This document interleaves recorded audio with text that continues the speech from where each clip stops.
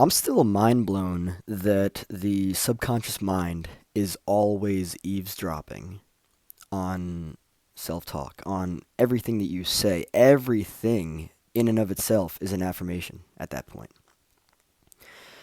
When I look over my life and look at early on and how I used to approach myself, I was very hard on myself.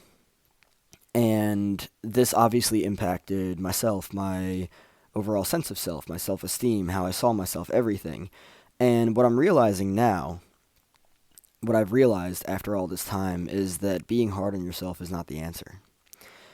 But even more importantly and more interestingly, is that the subconscious, it feeds off of everything. Every single thing, everything that you say to yourself, everything that you hear other people say to you.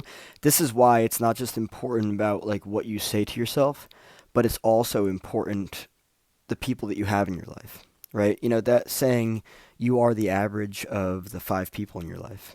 It's just the truth, right?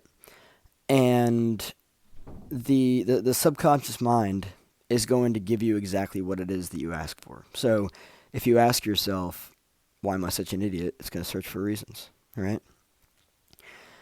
Now, here's what I have to say in regards to the subconscious mind because it is powerful.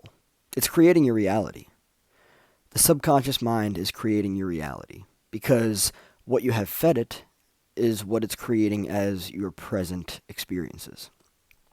So, instead of asking the subconscious mind, why am I such an idiot, and just being unconscious about it because that's what you're used to asking yourself, because maybe you grew up with people that taught you that you were an idiot for some reason.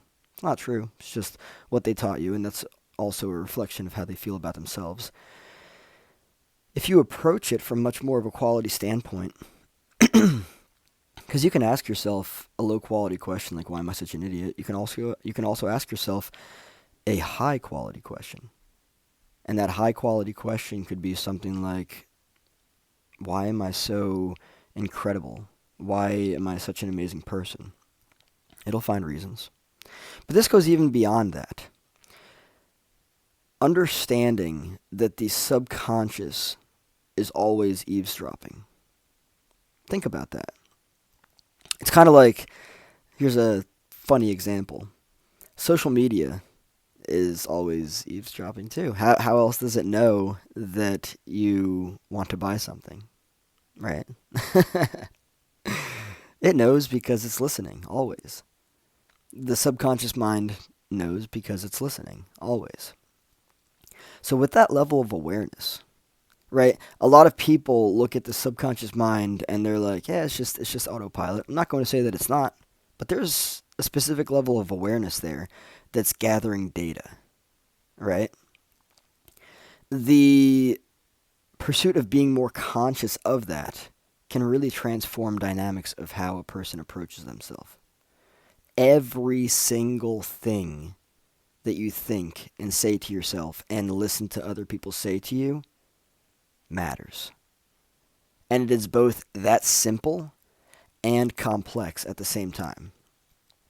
This is really important to take into consideration because this is the difference between a life of happiness and success and a life of just consistent obstacles and altogether bullshit. This is the reality of the situation. And it is not to be treaded lightly.